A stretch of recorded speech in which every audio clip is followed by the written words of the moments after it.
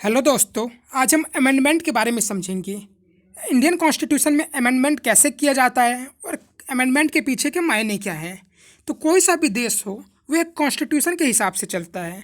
जब देश कोई भी आगे बढ़ता है, जब कोई भी देश ग्रोथ करता है, तो उस देश में उसके साथ साथ कई समस्याएं भी आती हैं।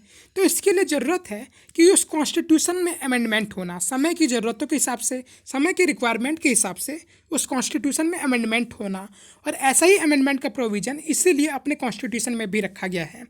जो अमेंडमेंट की बात करी गई है अपने कॉन्स्टिट्यूशन में, वो article 368 part 20 of the constitution में करी गई है। इंडियन कॉन्स्टिट्यूशन में अमेंडमेंट का मतलब क्या हुआ कि हम इंडियन कॉन्स्टिट्यूशन का कोई सा भी प्रोविज़न डिलीट कर सकते हैं, या इंडियन कॉन्स्टिट्यूशन में कोई सा भी प्रोविज़न ऐड कर सकते हैं, या किसी प्रोविज़न को मॉडिफाई कर सकते हैं। यानी डिलीट करना, ऐड करना, मॉडिफाई करना। और ये क्यों? तो समय के हिसाब से, समय के रिक्वायरमेंट के हिसाब से। तो इंडियन कॉन्स्टिट्यूशन में आर्टिकल 368 में दिया गया है। और इंडियन कॉन्स्टिट्यूशन में जो अमेंडमेंट का प्रोसीजर है वो यूएसए की तरह बहुत ज़्यादा रिजिड नहीं करा गया है, या फिर ब्रिटेन की तरह बहुत ज़्यादा आसान नहीं करा गया है। यानी कुल मिला के एक मीडियम पाथ फॉलो करा गया है कि ताकि समय की ज़रूरत जो भी हो हम उसे फुलफ़िल कर सकें। तो हम देखते हैं कि इंडियन कॉन्स्टिट्यूशन में जो प्रोसीजर है वो क्या है अमेंडमेंट करने का। तो अमेंडमेंट करने के लिए सबसे पहले तो हमें उसके लिए एक बिल लेके आना पड़ेगा। और ये जो बिल है वो किसी भी हाउस में लेके आया जा सकता है, चाहे वो हो लोकसभा चाहे राज्यसभा। इस बिल को लाने के लिए हमें प्रेसिडेंट से परमिशन लेने की ज़रूरत नहीं है। दूसरा, ये बिल प्राइवेट मेंबर भी लेके आ सकता है, यानी जो मिनिस्टर ना हो वो भी लेके आ सकता है। इस बिल को स्पेशल मेजोरिटी से पास होना ज़रूरी है। ये जब कोई भी बिल एक हाउस में स्पेशल मेजोरिटी से पास हो जाएगा तो उसे फिर दूसरे हाउस में भेजा जाएगा, और दूसरे हाउस में भी बिल को स्पेशल मेजोरिटी से पास करा जाएगा। इसके बाद से अगर उस बिल में फेडरल कैरेक्टर चेंज करने की बात करी गई है, तो इस बिल को इस आधे जो स्टेट है इंडिया में उससे भी परमिशन ली जाएगी, या फिर आधे स्टेट असेंबली से भी पास कराया जाएगा। उसके बाद से ये बिल पास होने के बाद से ये बिल प्रेसिडेंट के पास जाएगा एसेंट के लिए। और जब प्रेसिडेंट इस बिल पे अपना एसेंट दे देंगे तो वो बिल कोई सा भी हो वो लॉ बन जाएगा, और इस हिसाब से कॉन्स्टिट्यूशन अमेंडमेंट हो जाएगा। इस बिल में एक चीज़ और कि जो अमेंडमेंट की पावर दी गई है वो आर्टिकल 368 के अंदर दी गई है। आर्टिकल 368 में कहा गया है कि कॉन्स्टिट्यूशन को कैसे अमेंड करा जा सकता है और क्या प्रोसीजर है।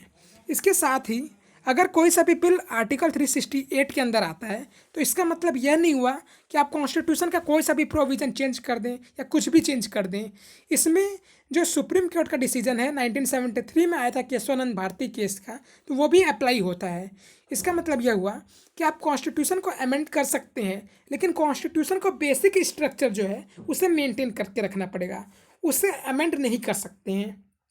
तो इस हिसाब से ये बिल अमेंड होता है।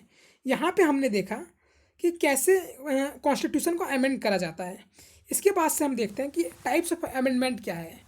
तो जो आर्टिकल 368 में बात करी गई है वो दो टाइप की बात करी गई है कि कोई सा भी अमेंडमेंट वो दो टाइप से करा जाएगा। पहला एक स्पेशल मेजोरिटी, दूसरा special majority plus half of the state को रेटिफाई करना पड़ेगा उस बिल को, यानी हाफ ऑफ द स्टेट से भी पास कराना पड़ेगा।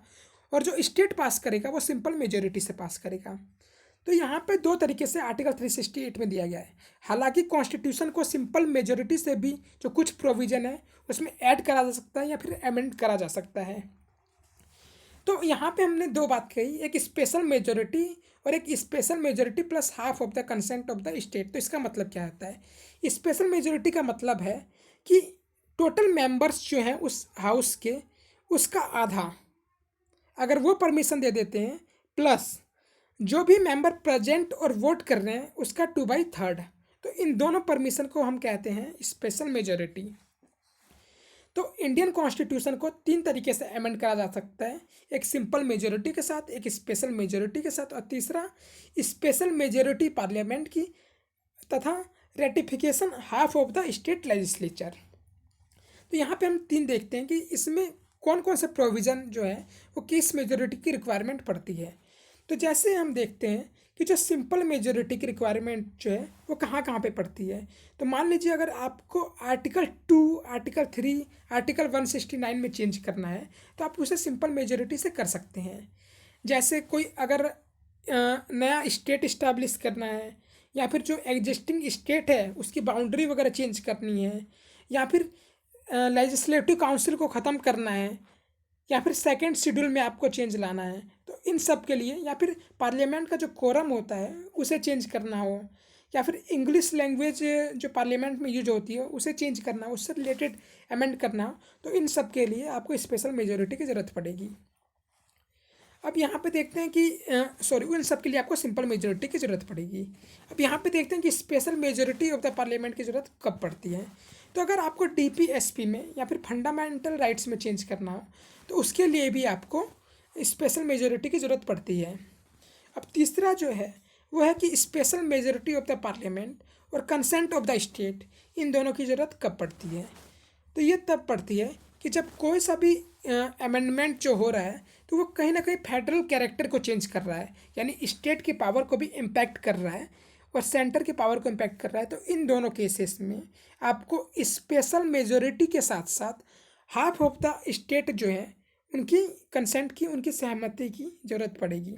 तो ऐसे प्रोविजंस क्या क्या हैं, तो इसका मतलब ये हुआ कि इसमें अगर आपको प्रेसिडेंट के इलेक्शन के बारे में कुछ अमेंड करना है, या फिर यूनियन की एग्जीक्यूटिव पावर जो है वो बढ़ानी है या घटानी है, या फिर स्टेट की एग्जीक्यूटिव पावर को बढ़ानी है, या फिर सुप्रीम कोर्ट या हाई कोर्ट में चेंज करना है, तो इन सभी के लिए आपको स्पेशल मेजोरिटी के साथ साथ स्टेट की कंसेंट की भी ज़रूरत पड़ेगी। और जो स्टेट है वो उसे पास करेगा वो सिंपल मेजोरिटी के साथ करेगा। तो ये था 3 टाइप का अमेंडमेंट। अब हम देखते हैं कि इसके क्रिटिसाइज में क्या है कि जो अमेंडमेंट प्रोसीजर रखा गया है अपने कॉन्स्टिट्यूशन में, तो उसकी जाहिर सी बात है कि कुछ खामियां भी होंगी, या फिर जो भी कॉन्स्टिट्यूशनल एक्सपर्ट हैं या और देश के एक्सपर्ट हैं तो उसमें ये क्या गलतियां मानते हैं, क्या खामियां मानते हैं।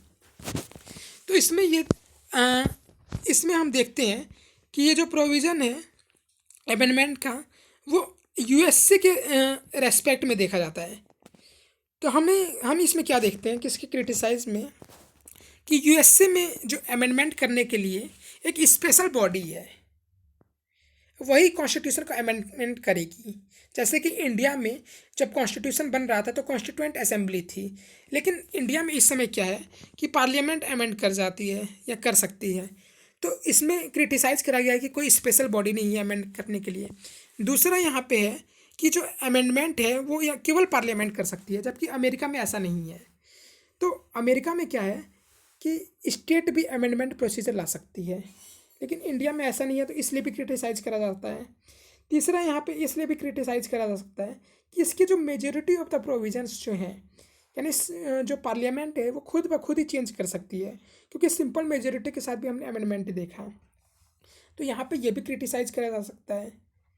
तो इसके साथ ही साथ यहाँ पे ये भी क्रिटिसाइज़ करा जाता है कि अगर मान लीजिए किसी बिल को लेके अगर सहमति नहीं है तो जॉइंट सीटिंग का प्रोविज़न नहीं है कॉन्स्टिट्यूशन में अमेंडमेंट को लेके, तो इसलिए भी क्रिटिसाइज़ करा जाता है यहाँ पे। इसके साथ साथ ये भी देखा गया है कि होता क्या कि यहाँ पे स्टेट के जो परमिशन लिया जाता है वो 1/2 यानी हाफ स्टेट अगर परमिट दे देते हैं तो अमेंड करा जाता है, लेकिन यूएसए में ऐसा नहीं है। यूएसए में क्या है कि 2/3 ऑफ द स्टेट यानी 2/3 स्टेट की परमिशन की ज़रूरत है। तो इस बिहाफ पे भी कॉन्स्टिट्यूशन को जो है वो जो अमेंडमेंट प्रोसीजर है उसे क्रिटिसाइज़ करा जाता है। तो ये हमने देखा कि कॉन्स्टिट्यूशन को कैसे अमेंड करा जाता है, या फिर अमेंडमेंट का मतलब क्या है, या फिर अमेंडमेंट से रिलेटेड क्रिटिसाइज में क्या है। तो ये हमने देखा आज। Thank you.